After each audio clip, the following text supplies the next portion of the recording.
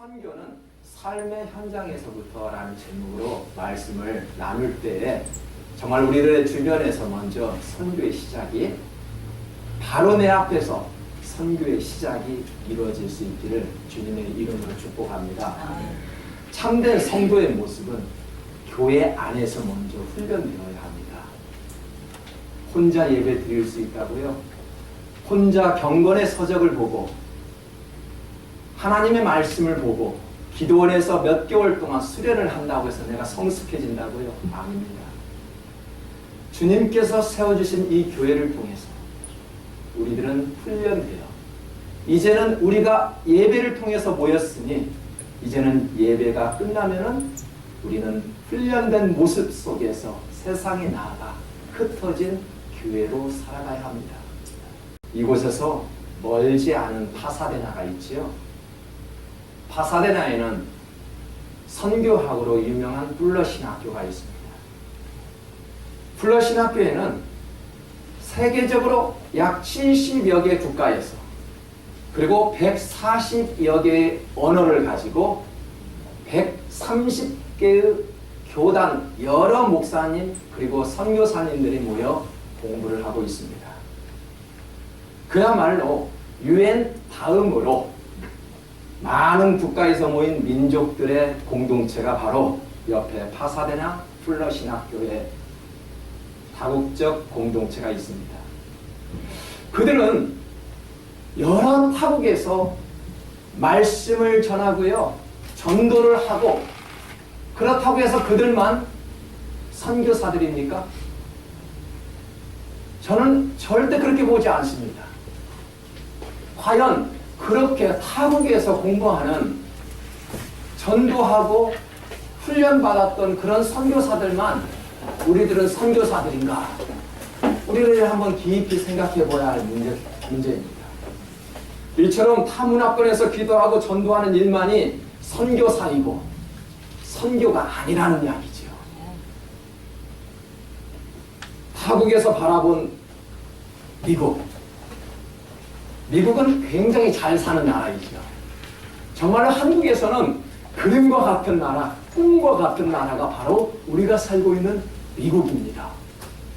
하지만 영적으로는요, 굉장히 큰 흠이 있지요. 황폐해지고 있다는 이야기입니다.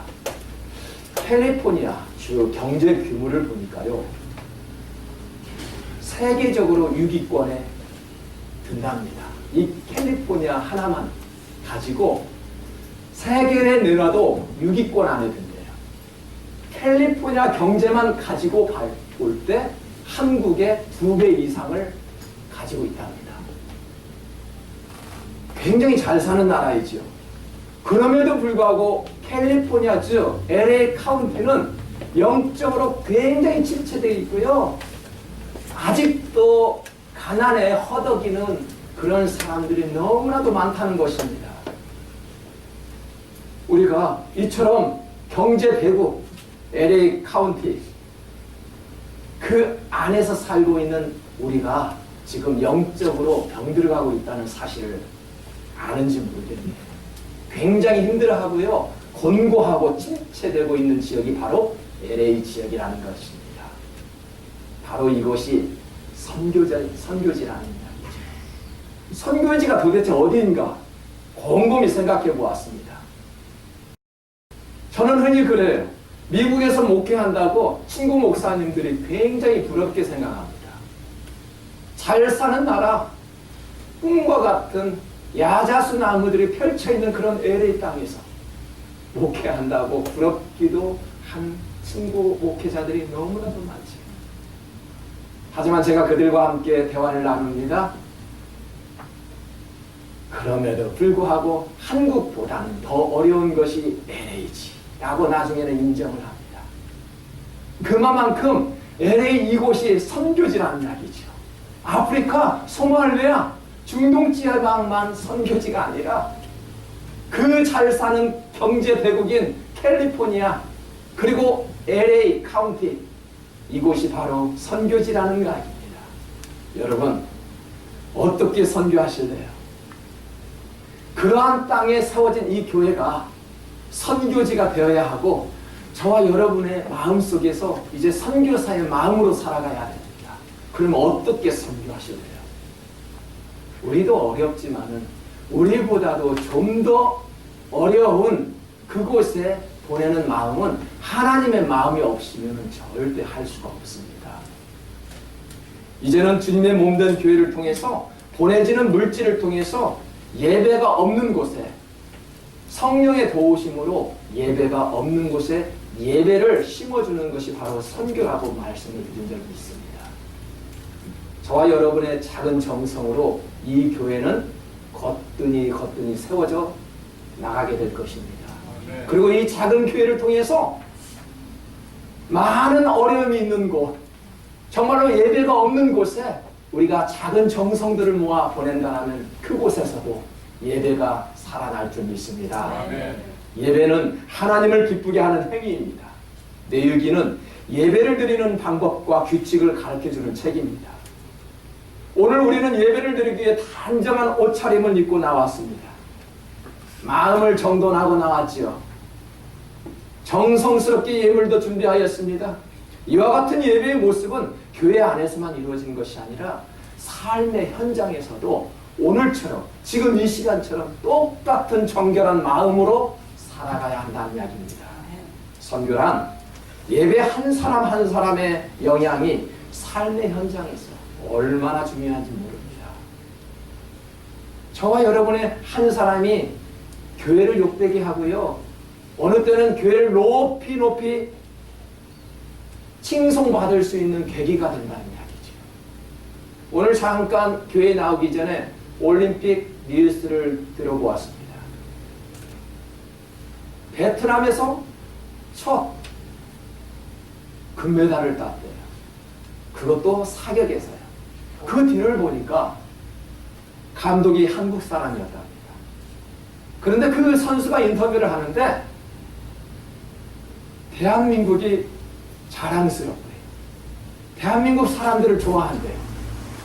한 사람의 영향으로, 한국 사람 한 사람의 영향으로 대한민국 사람들을 좋아하게 됩니다. 마찬가지죠. 하나님의 자녀된 우리 한 사람으로 인해서 이 교회를 높이 칭송할 수 있고요, 하나님을 찬송할 수 있다는 이야기죠.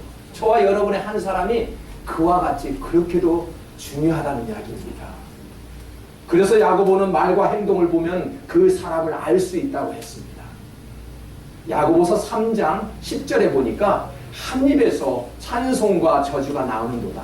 내 형제들아, 이것이 마땅하지 아니하리라. 여러분, 말과 행동을 보면은 그 사람의 깊이를 알 수가 있대요. 선교지는요, 멀리 있는 것이 아닙니다. 아주 가까운 곳에 있지요. 지금 이 교회가 여러분의 선교지가 되고요, 여러분의 가정이 선교지가 되고요, 여러분이 섬기는 그 직장이 선교지가 된다는 사실을 아십니까?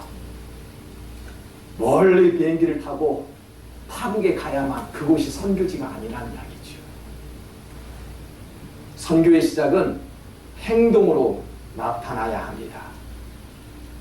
선교는 무엇을 가르치는 것이 아니라 어떻게 하는지를 내 몸으로 보여주는 것이지 가르치는 것이 아닙니다.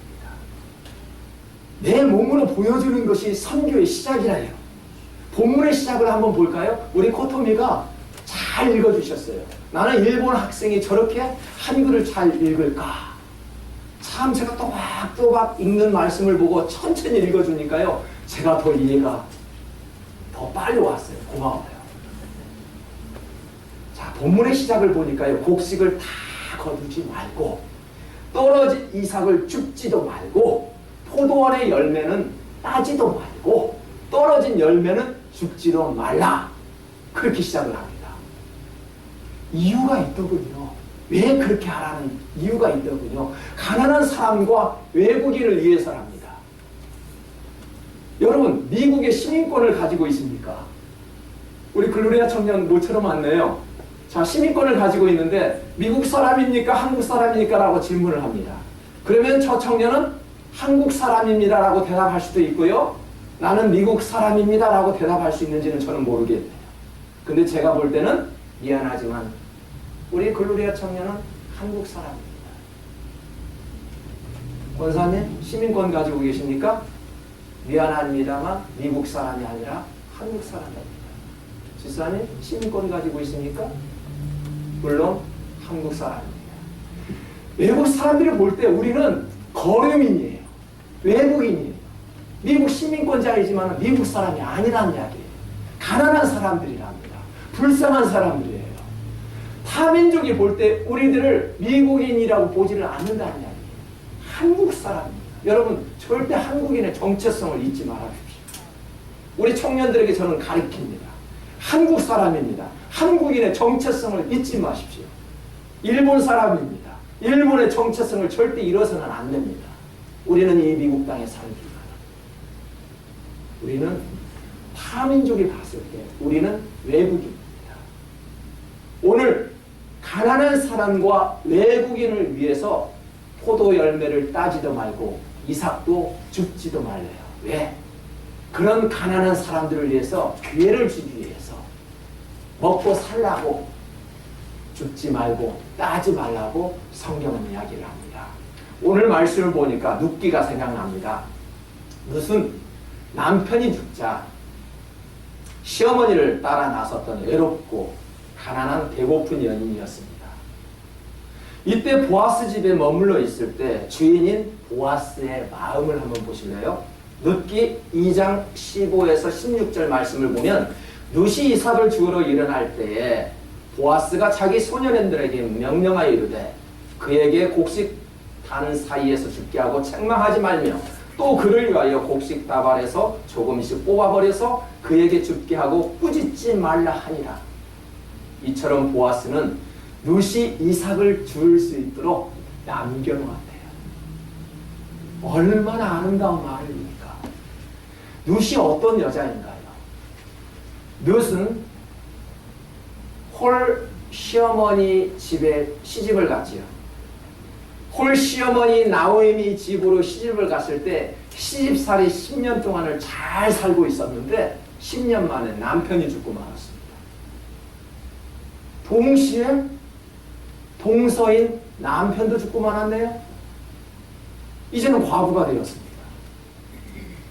나오미는 두 며느리에게 이렇게 이야기합니다. 너의 어머니가 있는 곳으로 가라 라고 이야기를 했는데 이 룻은 시어머니 나오미를 끝까지 쫓아갔습니다.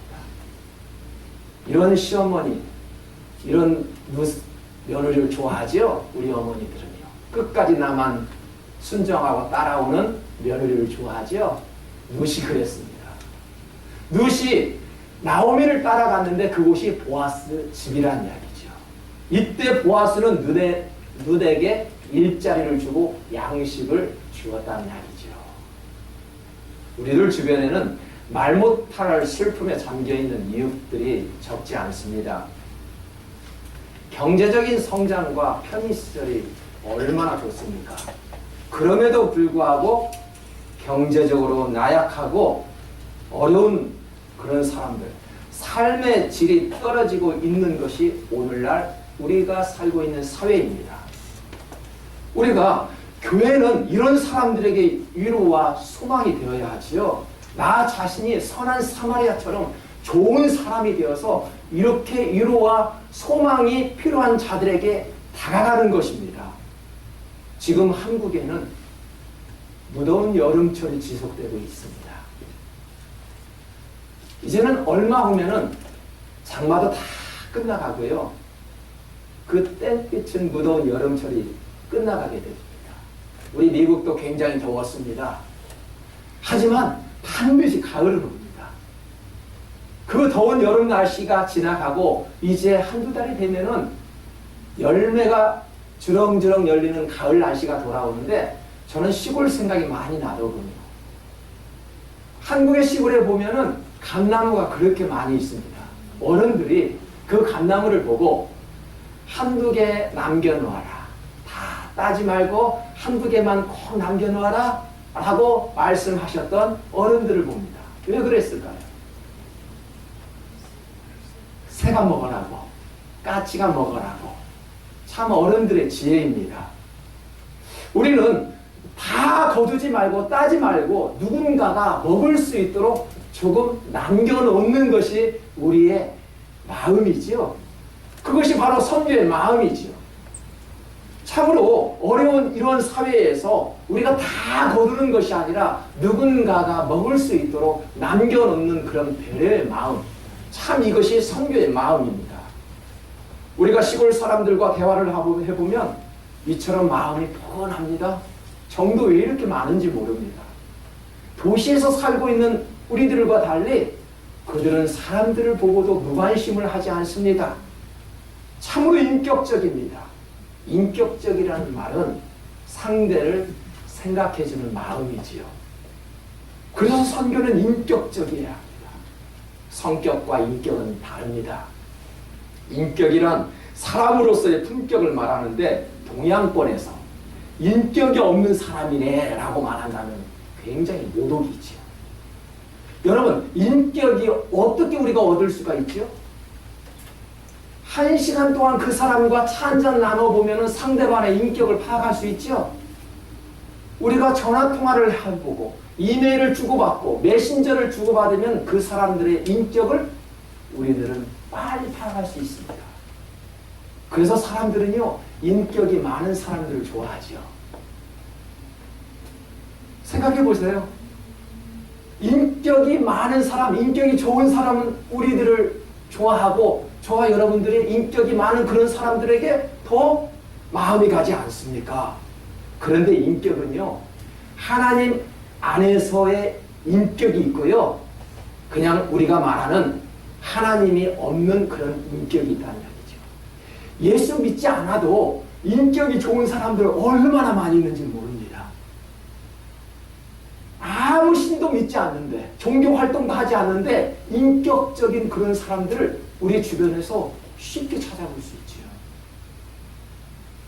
그러나 우리는 하나님 안에서의 인격을 요구하십니다. 그럼 하나님 안에서의 인격이란 무엇일까요? 에베소서 4장 13절에 잘 나타나 있습니다.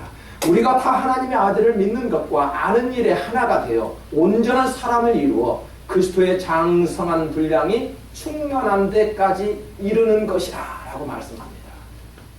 성도란 하나님의 성품과 인격을 닮아가는 모습 속에서 살아가야 하지요. 여러분, 전도가 어느 때에 이루어질까요?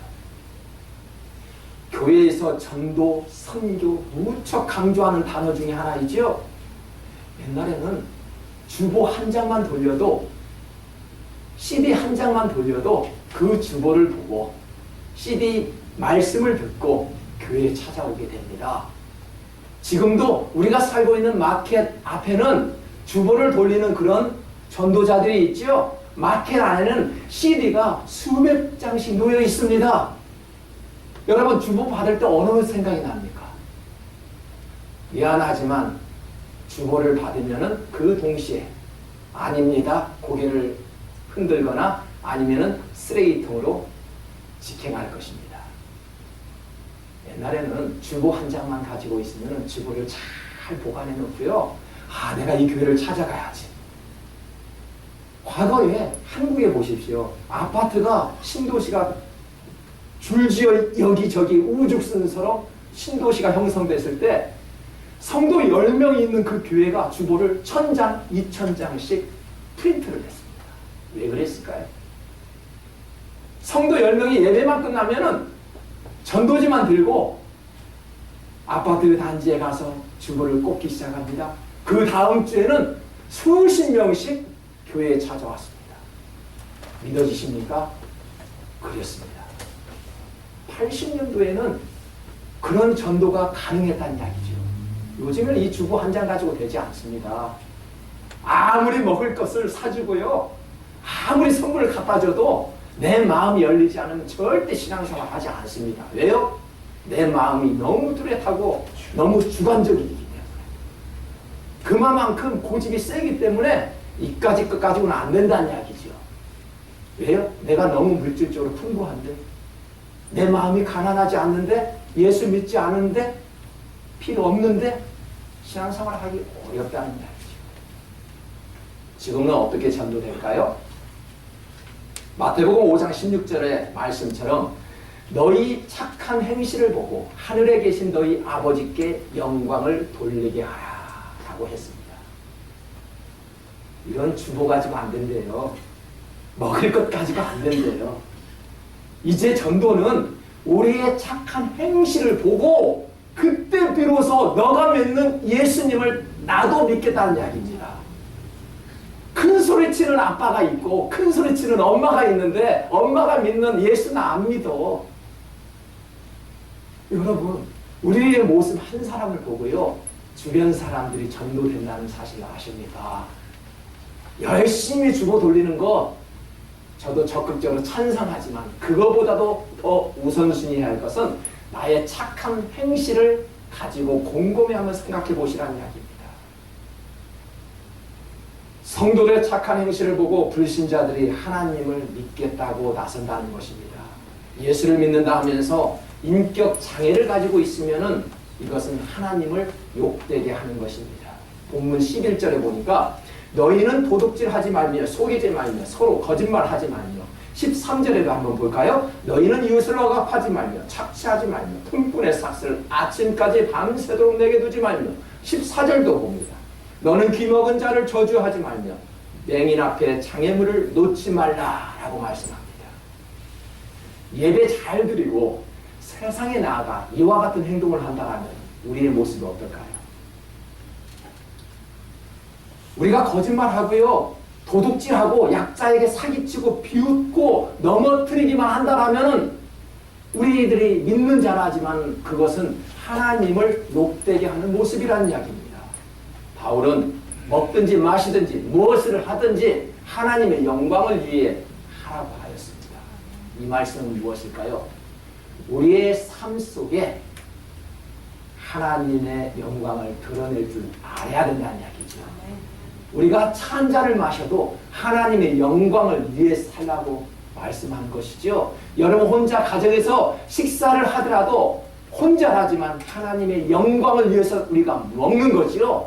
나를 위해서 먹는 것이 아니라 하나님의 영광을 위해서 물 한 잔도 마실 수 있어야 된다는 이야기죠.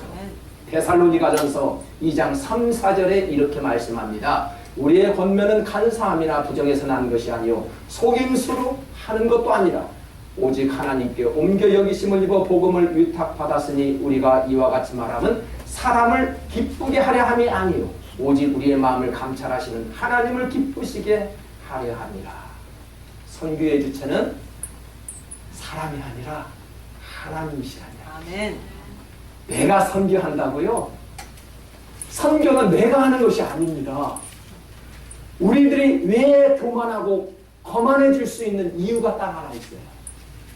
선교는 내가 한다. 목회는 내가 한다. 내가 리더한다. 그러니까 교만해지는 거예요. 절대 주의 이름이요 내가 하는 것이 아닙니다. 아멘. 하나님이 하시는 것이죠. 아멘. 사람을 기쁘게 하지 말라고 했죠. 오늘 말씀도 보니까 데살로니가전서 하나님의 영광을 위해서 하라고 했습니다. 그래서 선교는 하나님을 위한 복음입니다. 본문 12절을 보십시오. 너희는 내 이름으로 거짓 맹세함으로 내 하나님의 이름을 욕되게 하지 말라. 나는 여호와이니라. 크리스천들이 가장 근심해야 할 것들이 무엇인지 혹시 아십니까? 자신이 근심하고 있는 것이 가장 무엇일까요? 가장 우리가 근심해야 할 것은 지금 내가 영적 감각이 무디어져서 하나님을 욕되게 하는 삶을 살고 있지는 않은가? 그 생각을 해야 합니다.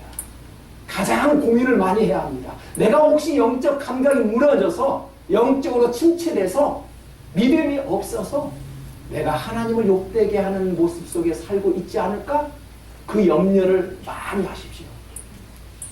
정말 그 염려 많이 해야 합니다. 내일 누구를 만나서 내일 어떤 거래처를 찾아가고 얼마나 수익을 올릴까? 그것은 하나님이 주신 근심이 아닙니다. 하나님을 위한 근심, 걱정은 많이 하라고 했지요.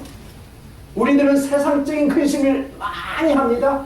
그런데 내가 근심해야 할 것은 어떻게 하면은 하나님을 욕되게 하지 않을까? 그런 근심 속에 사는 저와 여러분 되시기를 주님의 이름으로 축복합니다. 아멘. 우리의 행동거지로 하나님을 욕보이지는 않았을까요? 세상에 나아가 나의 직분만 자랑하지는 않았나요?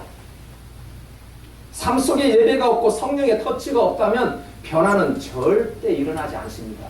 좋은 삶, 행복이라는 것이 과연 무엇일까요? 나는 행복하게 살아야 돼. 과연 그 행복이 어디에서 나옵니까? 나의 좋은 성품, 나의 좋은 성격에서 행복이 우러나옵니까? 아닙니다. 다윗은 블레셋에게 잠시 빼앗겼던 법궤를 찾아오지요. 그런데 그 법궤를 찾아올 때 자신의 방법대로 찾아오다가 법궤를 만졌던 웃사가 그 자리에서 즉사하고 말았습니다. 다윗은 법궤를 옮기는 것이 자신의 생각으로는 굉장히 합리적이라고 생각하였습니다. 하나님의 규례는 따로 있었지요. 그런데 이 방법보다는 다윗의 경험과 지식과 연륜으로 봤을 때는 이 방법보다는 자신의 합리적인 사고방식이 더 옳았습니다. 그런데 자기의 방식대로 하다가 같이 법궤를 맸던 웃사가 그 자리에서 즉사하는 상황이 벌어지고 말았습니다. 다윗은 즉시 깨달았지요. 자기의 잘못을 깨닫고 하나님의 규례대로 다시 법궤를 옮기기 시작하였습니다. 여러분, 하나님의 일은요, 하나님의 방식대로 해야 합니다. 아멘. 교회요, 교회는 사람이 세웠다고요, 하나님의 핏값으로 세웠던 그런 교회들입니다. 그런데요, 내가 세웠다고 내 마음대로 한다고요, 나의 지분이 많다고 내가 움직일 수 있다고요, 영리를 추구하는 회사가 아닙니다. 회사에는 이사들이 많지요. 나의 지분이 30%네, 50%네, 그러면 그 말의 힘이 강하지요? 교회는 아닙니다. 교회는 회사가 아닙니다. 영리가 아닙니다. 비영리 단체입니다. 이윤을 추구하지 않는 곳이라는 이야기죠. 하나님의 일은 하나님의 방식대로, 바로 교회는 하나님의 방식대로 나아갈 때 작은 무리가 모일지라도 그 안에 은혜가 머무는 거죠. 우리 선한 믿음교회가 그런 교회가 되기를 축복합니다. 아멘. 내 마음대로 하겠다는 것은 우상 숭배와 다름없습니다.